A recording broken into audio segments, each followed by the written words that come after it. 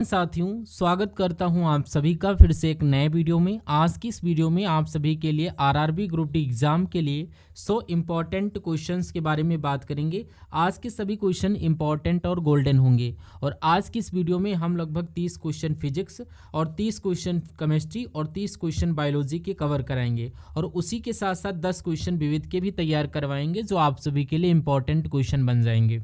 और अगर मेरे प्यारे साथियों इस वीडियो को अगर आप सभी लोग पूरा कवर करते हो तो हर शिफ्ट में आप सभी को एक क्वेश्चन देखने को मिलेगा और यहाँ पर जो भी आपके इंपॉर्टेंट शिफ्ट रहेंगी 17 नवंबर की उसमें आपको हूबहू डिक्टो क्वेश्चंस मिलने वाले हैं। तो यहाँ पर आपकी आरआरबी ग्रुप डी एग्जाम को ध्यान में रखते हुए ये सारे सेशन आप सभी के तैयार करवाए गए हैं। तो आप सभी लोग इन सभी सेशंस को वॉच करिए, प्लेलिस्ट में लिंक मिल जाएगी और उनको भी देख सकते हो। तो बिना टाइम गंवाए स्टार्ट करते हैं सेशन को। पहला क्वेश्चन कह रहा है लार में कौन सा एंजाइम पाया जाता है। पहला ही क्वेश्चन आप सभी के लिए ग्रुप डी एग्जाम के लिए मोस्ट इंपॉर्टेंट है और 2025 एग्जाम के लिए आप सभी के लिए सेलेक्टेड होगा। क्वेश्चन आप सभी से पूछ रहा है कौन सा एंजाइम पाया जाता है। अगर लार की बात करें तो लार में पाया जाता है टाइलिन। टाइलिन यहाँ पर ऑप्शन नंबर बी के साथ आप सभी का करेक्ट आंसर हो जाएगा। जो भी स्टूडेंट ऑप्शन नंबर बी को चुने हैं उन सभी का करेक्ट आंसर हो जाता है और आपको यहाँ पर टारगेट 100 क्वेश्चन में से 40 क्वेश्चन करेक्ट करने का मिलता है। कितने स्टूडेंट ऐसे हैं जो 40 क्वेश्चन को करेक्ट कर लेंगे? अगर आप सभी के ये 40 क्वेश्चन करेक्ट होते हैं तो कमेंट बॉक्स में जरूर बताइए कि हमारे इतने क्वेश्चन साथियों करेक्ट हुए हैं।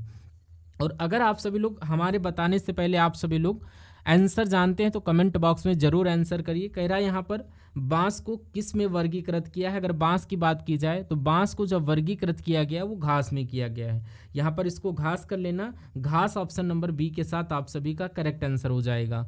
नेक्स्ट क्वेश्चन कह रहा है जैव विकास को सर्वप्रथम किसने समझाया था। बहुत ज़्यादा मोस्ट इंपॉर्टेंट क्वेश्चन है और ये मैं मानता हूँ आपसे आपके एग्जाम में क्वेश्चन पूछा जाएगा। कह रहा जैव विकास को सर्वप्रथम किसने समझाया। तो यहाँ पर आप सभी को अगर समझाने वाले व्यक्ति की बात की जाए तो यहाँ पर लैमार्क यानी कि ऑप्शन नंबर डी विकल्प के साथ आप सभी का करेक्ट आंसर हो जाता है। ऑप्शन नंबर डी चुनने वाले सभी स्टूडेंट का राइट आंसर हो जाएगा। क्वेश्चन नंबर 4 में आप सभी से पूछा जा रहा है निम्नलिखित में से कौन सी गैस वायु को प्रदूषित नहीं करती है। आप सभी को पता है ऑक्सीजन जो होती है ये वायु को प्रदूषित नहीं करती, जो कि आपका right answer option number A के साथ। कह रहा है ऑर्निथोलॉजी में किसका अध्ययन किया जाता है। अगर इस क्वेश्चन का आंसर आप सभी लोग जानते हैं कमेंट बॉक्स में ज़रूर बताइए। और आंसर बताने से पहले अगर आप सभी लोग हमारे चैनल स्मार्ट स्टडी डीएस पर नए विजिट कर रहे हैं और अभी तक चैनल को सब्सक्राइब नहीं किया है तो प्लीज़ चैनल को सब्सक्राइब करके वीडियो को लाइक कर देना और अपने फ्रेंड सर्किल में इस जो है सेशन को शेयर कर देना ताकि आप सभी की तैयारी और से और बेहतर ज़्यादा बेहतर करवाई जा सके। और आप जब चैनल के माध्यम से जुड़ जाओगे तो तैयारी और भी ज़्यादा बेटर करवाई जाएगी अपने तरफ से। तो आई होप इतना काम आप सभी लोग करेंगे। 5 नंबर क्वेश्चन देखिए, कह रहा ऑर्निथोलॉजी में किसका अध्ययन होता है। तो ऑर्निथोलॉजी की जब भी बात की जाए तो ये इंपॉर्टेंट क्वेश्चन है और यहाँ पर ऑर्निथोलॉजी इसमें मेरे प्यारे साथियों पक्षियों का अध्ययन किया जाता है, जो कि ऑप्शन नंबर ए के साथ आप सभी का करेक्ट आंसर हो जाता है। अगला क्वेश्चन कह रहा है राष्ट्रीय वनस्पतिक उद्यान कहाँ पर स्थित है। तो राष्ट्रीय वनस्पतिक उद्यान की जब भी बात की जाए तो ये आपकी लखनऊ ऑप्शन नंबर सी के साथ आप सभी का करेक्ट आंसर बन जाएगा। क्वेश्चन नंबर 7 में आप सभी से पूछा जा रहा है कि मृदा अपरदन को रोका जा सकता है। बहुत ज़्यादा मोस्ट इंपॉर्टेंट क्वेश्चन है। तो मृदा अपरदन को जो रोका जा सकता है वो आपका होता है वन रोपण, यानी कि वृक्षों को लगाकर या वनारोपण करके आप सभी को यहाँ पर ये क्वेश्चन करेक्ट करना होगा। क्वेश्चन नंबर 8 कह रहा जीन शब्द का सर्वप्रथम उपयोग किसने किया था। ये क्वेश्चन आप सभी को डायरेक्ट आपके एग्जाम में मिल जाएगा और यहाँ पर ये पूछने के चांसेस भी बढ़ जाते हैं क्वेश्चन का। कह रहे जीन शब्द का सर्वप्रथम प्रयोग किसने किया था। ये बहुत ज़्यादा इंपॉर्टेंट क्वेश्चन है। जीन शब्द का सर्वप्रथम प्रयोग किसने किया आप सभी को पता होना चाहिए। जोहानसन जो यहाँ पर जीन शब्द का यूज़ किया था, जो कि right answer option number D के साथ करेक्ट हो जाएगा। इसी क्रम में नेक्स्ट क्वेश्चन कह रहा मानव त्वचा को रंग कौन प्रदान करता है। ये क्वेश्चन आपके आरआरबी ग्रुप डी जो आपका वहाँ पर 2022 में परीक्षा हुई थी उसमें पूछा गया था और जो यहाँ पर एनटीपीसी का एग्जाम हुआ उसमें भी ये क्वेश्चन आया था।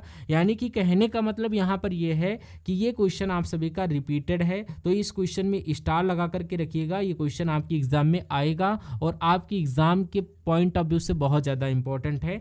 तो मानव त्वचा को रंग कौन प्रदान करता है, जो कि मेलानिन होता है, जो कि ऑप्शन नंबर बी के साथ करेक्ट आंसर हो जाएगा। बी विकल्प आप सभी को राइट कर देना है।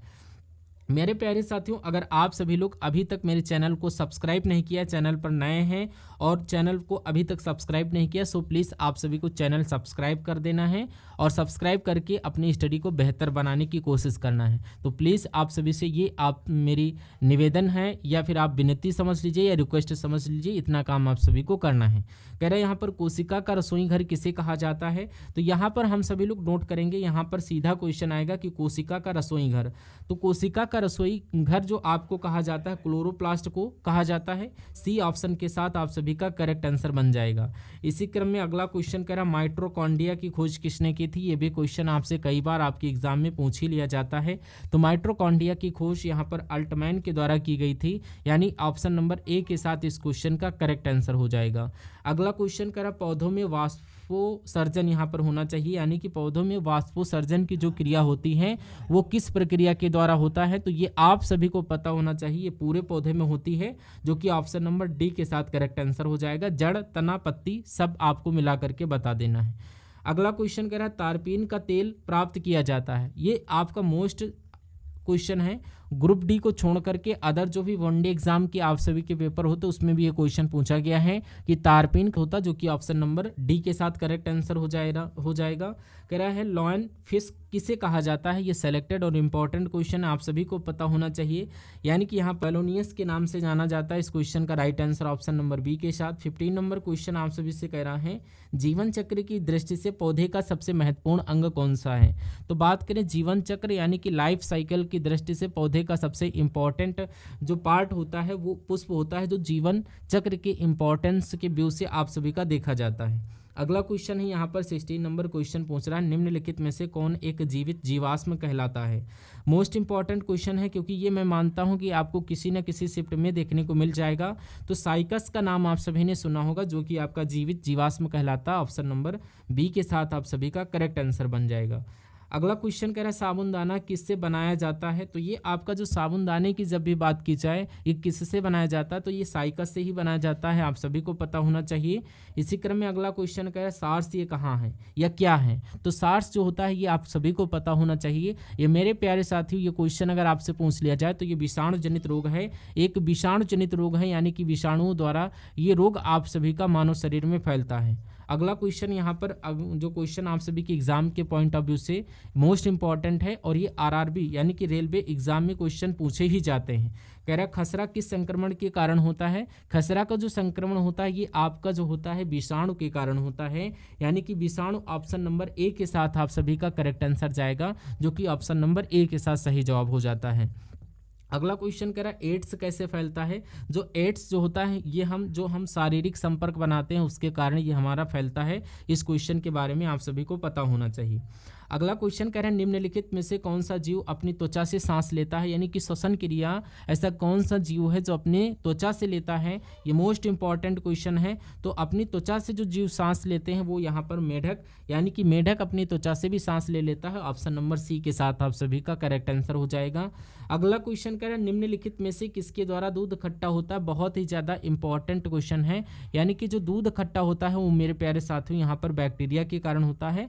बैक्टीरिया के कारण खट्टा हो जाता है, इसलिए ऑप्शन नंबर बी के साथ आप सभी का करेक्ट जवाब बन जाता है। इसी क्रम में अगला क्वेश्चन आप सभी से पूछ रहा है कि यहाँ पर मानव निर्मित कृत्रिम रेशा कौन सा था। ये भी क्वेश्चन आपसे कई बार आपके एग्जाम में पूछा जा चुका है कि मानव निर्मित कृत्रिम रेशा कौन सा है। तो ये आपका जो यहाँ पर नायलॉन जो है ये आपका कृत्रिम रेशा था। अगला क्वेश्चन इसी क्रम में कह रहा है यहाँ पर फलों का मधुर स्वाद किसके कारण होता है। तो फलों का जो मधुर स्वाद जो होता है वो यहाँ पर फैक्टोज द्वारा होता है। फैक्टोज यहाँ पर ऑप्शन नंबर सी के साथ आप सभी का करेक्ट आंसर बन जाता है। अगला क्वेश्चन इसी क्रम में कह रहा है केचुए में कितनी आंखें होती हैं। तो केचुए में आप सभी को पता होना चाहिए ये नेत्रहीन होता है, यानी कोई आंख नहीं पाई जाती। ऑप्शन नंबर बी आप सभी का करेक्ट आंसर हो जाएगा।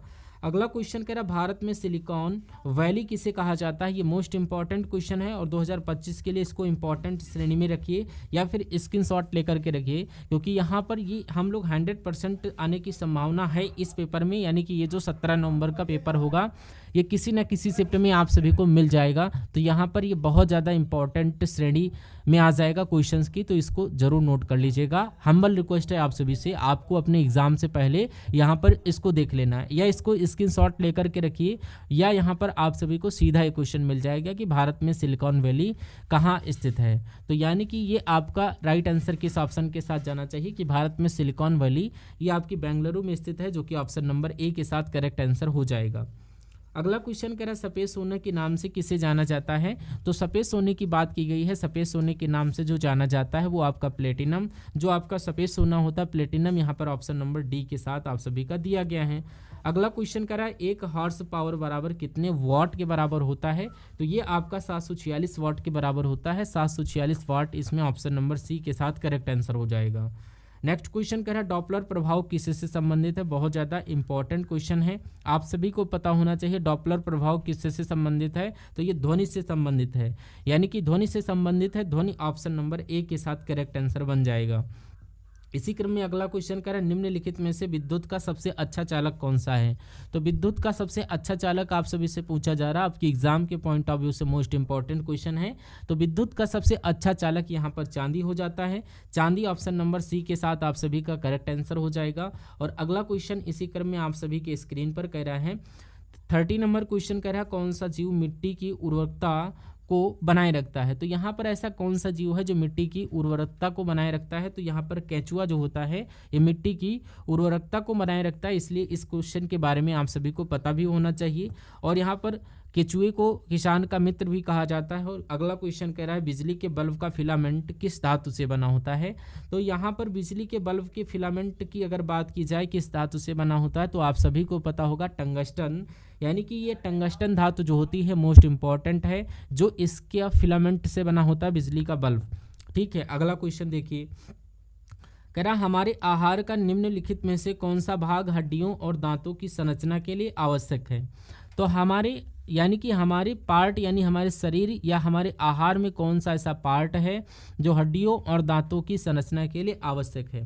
तो हमारे आहार का इसमें से कैल्शियम, ऑप्शन नंबर सी आपका करेक्ट आंसर बन जाएगा।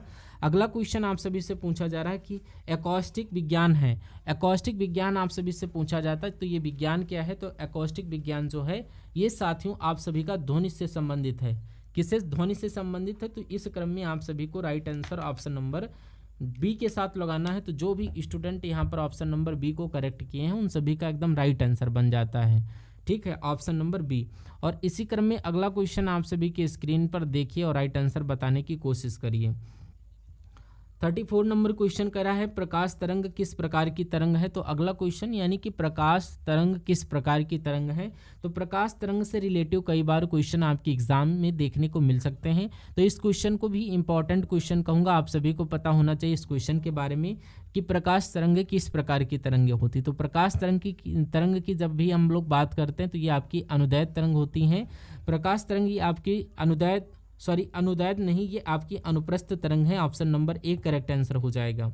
अगला क्वेश्चन कह रहा पास आती हुई रेलगाड़ी की सीट की आवृत्ति बढ़ जाती है, ऐसा किस घटना के कारण पॉसिबल है। तो ऐसा किस घटना के कारण पॉसिबल होता है। तो यहाँ पर डॉपलर प्रभाव के कारण होता है। ऑप्शन नंबर बी आप सभी का करेक्ट आंसर हो जाएगा।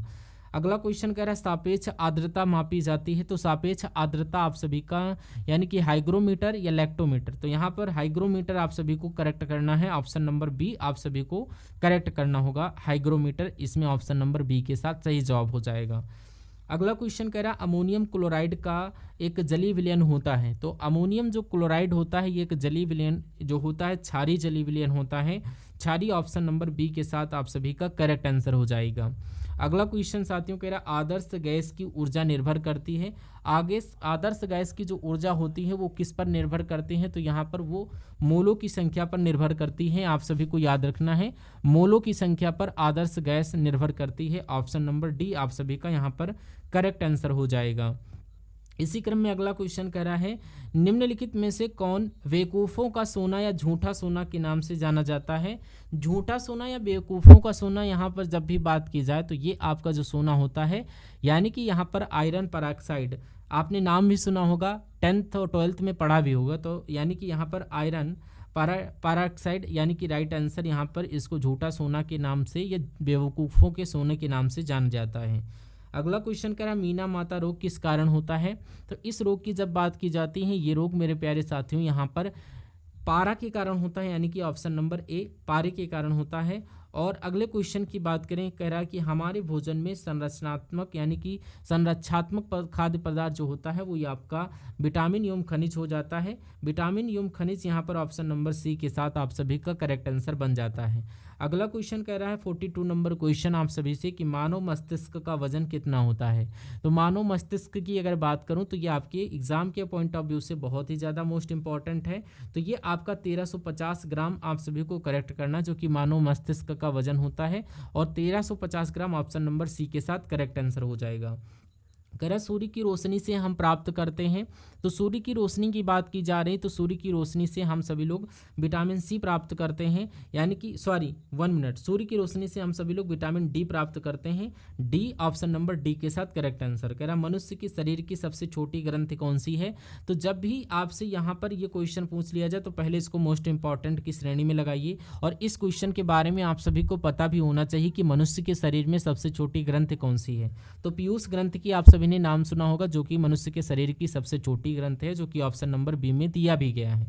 अगला क्वेश्चन कह रहा वर्षा की बूंद गोलाकार क्यों होती है। ये क्वेश्चन आपके एग्जाम के पॉइंट ऑफ व्यू से मोस्ट इंपॉर्टेंट है कि वर्षा की बूंद गोलाकार क्यों होती है। तो वर्षा की बूंद की जब बात करें तो ये गोलाकार यहाँ पर पृष्ठ तनाव के कारण हो जाती हैं। पृष्ठ तनाव यानी कि ऑप्शन नंबर ए के साथ आप सभी का करेक्ट आंसर हो जाएगा। अगला क्वेश्चन कह रहा है रेडियो कार्बन काल निर्धारण किससे संबंधित है। तो रेडियो कार्बन काल आपसे अगर पूछा जाए तो रेडियो कार्बन काल ये आपका किससे निर्धारित है या निर्धारण करता है। तो ये जीवाश्म से है, यानी कि जीवाश्म ऑप्शन नंबर डी के साथ आप सभी का करेक्ट आंसर हो जाएगा। इसी क्रम में अगला क्वेश्चन कह रहा है ठोस कार्बन डाइऑक्साइड को क्या कहते हैं। तो ठोस कार्बन डाइऑक्साइड को हम सभी लोग क्या कहते हैं। इसकी जब भी बात की जाए तो ठोस कार्बन डाइऑक्साइड को हम लोग शुष्क बर्फ यानी कि शुष्क बर्फ के नाम से जानते हैं ठोस कार्बन डाइऑक्साइड को। ऑप्शन नंबर सी के साथ करेक्ट आंसर हो जाएगा। कह रहा आलू किसका उदाहरण है। 48 नंबर क्वेश्चन कह रहा है आलू किसका उदाहरण है। तो आलू की बात की जा रही, तो आलू मेरे प्यारे साथियों ये है आपका रूपांतरित तना, यानी कि रूपांतरित तने का ये उदाहरण है। ऑप्शन नंबर सी आप सभी का करेक्ट आंसर हो जाता है आलू। और अगला क्वेश्चन है कह रहा एक बैरल में कितने लीटर होते हैं। ये भी क्वेश्चन आपकी एग्जाम के पॉइंट ऑफ व्यू से मोस्ट इंपॉर्टेंट हो जाएगा। क्वेश्चन पूछा जा सकता है कि एक बैरल में कितने यहाँ पर लीटर होते हैं। तो 159 लीटर आप सभी के होते हैं। और यहाँ पर अगला क्वेश्चन कह रहा है लालटेन या लैंप की बत्ती में तेल किस कारण ऊपर चढ़ता है, यानी कि जो लालटेन और या लैंप जो होती है उनकी जो बत्ती होती है उसमें ये तेल जो होता है ये किस कारण ऊपर चढ़ता है। तो यहाँ पर वो किस कारण से चढ़ता है, तो ये केशिका के कारण चढ़ता है। केशिका यानी कि केशिकत्व तो आप लोग कह सकते हो, जो कि ऑप्शन नंबर ए के साथ करेक्ट आंसर हो जाएगा। अगला क्वेश्चन कह रहा है यहाँ पर तड़ित चालक का आविष्कार किसने किया है। तो यहाँ पर तड़ित चालक की जब भी बात की जाए तो यहाँ पर आप सभी को पता होना चाहिए। तो ये क्या यहाँ पर माइकल फैराडे के साथ होगा, या फिर यहाँ पर डेनिस पैपिन, कार्पनिकस या बेंजामिन फ्रैंकलिन। तो तड़ित चालक के आविष्कार की जब भी बात की जाए तो ये आपके बेंजामिन फ्रैंकलिन आप सभी का करेक्ट आंसर हो जाएगा। अगला क्वेश्चन कह रहा है किस पादप को शाकीय भारतीय डॉक्टर कहते हैं, यानी ऐसा कौन सा पादप है जिसको शाकीय भारतीय डॉक्टर कहते हैं। तो किस पादप को कहा जाता है। आंवला जो होता है इसको हम लोग शाकीय भारतीय डॉक्टर कहते हैं, यानी कि ऑप्शन नंबर सी आप सभी का करेक्ट आंसर हो जाता है। ये क्वेश्चन आपकी एग्जाम के पॉइंट ऑफ व्यू से बहुत ज़्यादा गोल्डन होगा। अगला क्वेश्चन कह रहा है 54 नंबर क्वेश्चन है लिटमस पत्र किससे प्राप्त किया जाता है। मोस्ट इंपॉर्टेंट क्वेश्चन श्रेणी में आएगा, जो कि आप सभी से पूछा भी जा सकता है कि लिटमस पत्र किससे प्राप्त होता है। तो लिटमस जो आपका पत्र है ये आपका जो पता होना चाहिए लाइकेन से प्राप्त किया जाता है। लाइकेन ऑप्शन नंबर डी के साथ आप सभी का करेक्ट आंसर हो जाएगा। और अगला क्वेश्चन कह रहा है पानी का घनत्व किस ताप पर अधिकतम होता है। तो पानी के घनत्व की बात की जा रही, तो पानी का घनत्व 4 डिग्री सेल्सियस पर अधिक ताप पर होता है। और अगला क्वेश्चन है आप सभी का, कह रहा है विश्व का प्रत्येक पदार्थ अत्यंत सूक्ष्म कणों से मिलकर बना होता है, यह सर्वप्रथम किसने कहा था। तो यह सर्वप्रथम जो कहा था मेरे प्यारे साथियों आप सभी को पता होना चाहिए, ये आपका कर्णाद यहाँ पर होना चाहिए, यानी कि कर्णाद ने यहाँ पर कहा था, आप सभी लोग देख लीजिएगा। कह रहा है किसी बिजली की इस्त्री को गर्म करने के लिए किस धातु का प्रयोग किया जाता है, यानी कि जिसको हम लोग प्रेस बोलते हैं। प्रेस में हम लोग नाइक्रोम के तार का यूज़ करते हैं, जो कि ऑप्शन नंबर सी के साथ करेक्ट आंसर हो जाएगा, आप सभी को पता भी होना चाहिए। अगला क्वेश्चन है, निम्नलिखित में से किसकी उपस्थिति के कारण आपका दूध में मिठास आ जाती है। तो दूध में जो मिठास आती है वो लैक्टोज के कारण आती है, आप सभी को पता होना चाहिए, जो कि ऑप्शन नंबर सी के साथ करेक्ट आंसर हो जाएगा। अगला क्वेश्चन करा, विश्व में सबसे लंबा पौधा कौन सा है। तो विश्व के सबसे लंबे पौधे की जब बात की जाए तो यूकेलिप्टस आप सभी का बिल्कुल करेक्ट आंसर हो जाएगा। और इसी क्रम में अगला क्वेश्चन है, आप सभी से पूछा जा रहा कि पौधों की लंबाई में वृद्धि के लिए आवश्यक नहीं है। मोस्ट इंपॉर्टेंट क्वेश्चन है कि पौधों की लंबाई में वृद्धि के लिए आवश्यक नहीं है, तो सोडियम इसके लिए आवश्यक नहीं है, जो कि ऑप्शन नंबर ए के साथ दिया गया है। अगला क्वेश्चन करा, पत्ती के लाल, नारंगी और पीला रंग किसके कारण होता है। तो यानी कि यहाँ पर इंपॉर्टेंट क्वेश्चन, जो पत्ती आप सभी लोग देखे हैं पेड़ों की, तो वहाँ पर लाल, नारंगी और पीला रंग किसके कारण होता है। तो ये आपका मेरे प्यारे साथियों कैरोटीनाइड के कारण होता है, जो कि ऑप्शन नंबर ए के साथ करेक्ट आंसर बन जाएगा। इसी क्रम में अगला क्वेश्चन है, निम्नलिखित में से किस रंग की सर्वाधिक तरंगदैर्घ्य होती है। तो सर्वाधिक तरंगदैर्घ्य की जब भी बात की जाए तो लाल रंग की होती है, ऑप्शन नंबर ए आप सभी का करेक्ट आंसर हो जाएगा।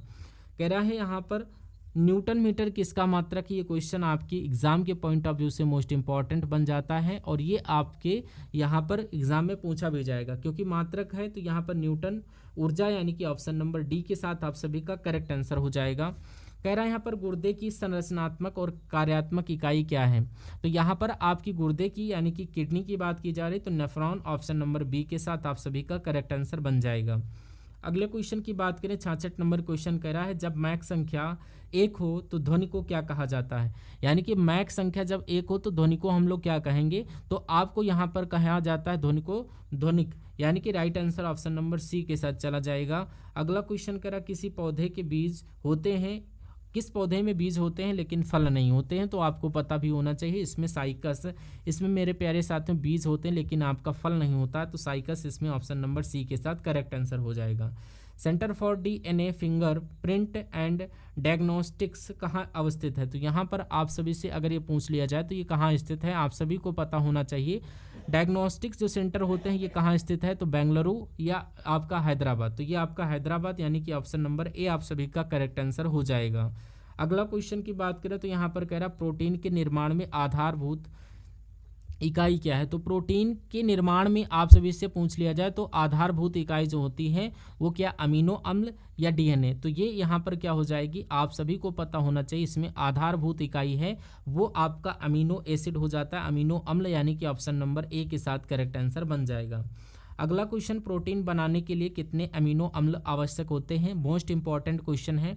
प्रोटीन बनाने के लिए यहाँ पर 20 अमीनो अम्ल बनाने के लिए आवश्यक होते हैं, यानी कि प्रोटीन अमीनो अम्ल आवश्यक होंगे जो कि 20 होंगे, right answer option number C के साथ। नाशपाती का कौन सा भाग खाया जाता है। तो आप सभी को पता होना चाहिए नाशपाती का कौन सा पार्ट खाया जाता है। तो यहाँ पर गूदेदार पुष्पासन, यानी कि ऑप्शन नंबर सी आप सभी का करेक्ट आंसर हो जाएगा, यानी कि गूदेदार पुष्पासन। इस क्वेश्चन का right answer option number C के साथ चला जाएगा। अगला क्वेश्चन कह रहा है यहाँ पर निम्नलिखित में से कौन सा सहजीवी नाइट्रोजन यौगिकीकरण जीवाणु है। तो इंपॉर्टेंट क्वेश्चन है, सहजीवी नाइट्रोजन यौगिकीकरण जीवाणु आपसे पूछ रहा है, तो आप सभी को इस क्वेश्चन के आंसर बताइए क्या होगा, राइजोबियम हो जाएगा, यानी कि right answer option number B के साथ। अगले क्वेश्चन पर बढ़ने से पहले जो भी स्टूडेंट नए विजिट कर रहे हैं सो प्लीज़ चैनल को सब्सक्राइब करके बेल आइकन को ऑन कर लीजिएगा। और आप सभी की प्लेलिस्ट बनवा दी गई है और प्लेलिस्ट में ऑलरेडी 9 सेशन भी अपलोड हो चुके हैं, तो उन सभी अगर बैकवर्ड के सेशन नहीं देखें तो उनको भी देख लीजिए, क्योंकि एग्ज़ाम में अब आपके पास बहुत ही कम टाइम बचा हुआ है, तो जितना ज़्यादा प्रोवाइड हो जाए आप सभी को स्टडी मटेरियल उतना ही लेते रहिए। निम्नलिखित में से किसके द्वारा दूध खट्टा होता है। तो ये आपका दूध जो खट्टा होता है वो बैक्टीरिया के कारण हो जाता है, यानी कि ऑप्शन नंबर सी, दूध आपका खट्टा बैक्टीरिया के कारण होता है। किसके कारण होता है भाई, बैक्टीरिया के कारण होता है, ऑप्शन नंबर सी करेक्ट हो जाएगा। भोजन का पाचन किस अंग से प्रारंभ हो जाता है। ये रिपीटेड क्वेश्चन और कई बार बता चुके हैं, ये आपका मुख से ही प्रारंभ हो जाता है भोजन का पाचन। अगला क्वेश्चन करा विटामिन ए का सबसे अच्छा स्रोत क्या है। तो विटामिन ए की बात की गई है तो यहाँ पर ये गाजर हो जाती है, गाजर ऑप्शन नंबर डी के साथ करेक्ट आंसर हो जाएगा। अगले क्वेश्चन की बात करें, कह रहा कोशिका का ऊर्जाग्रह किसे कहा जाता है। तो कोशिका के ऊर्जाग्रह की बात की गई है। कोशिका का जो ऊर्जाग्रह कहा जाता है वो मेरे प्यारे साथियों माइटोकॉन्ड्रिया को कहा जाता है। किसे? माइटोकॉन्ड्रिया, जो कि ऑप्शन नंबर सी के साथ करेक्ट आंसर हो जाएगा। विश्व पर्यावरण दिवस किस दिन मनाया जाता है? आप सभी को पता होगा 5 जून को मनाया जाता है। 5 जून ऑप्शन नंबर सी में दिया गया है। और अगला क्वेश्चन यहाँ पर कह रहा है कैंसर संबंधी रोग का अध्ययन क्या कहलाता है। बहुत ज़्यादा इंपॉर्टेंट क्वेश्चन है।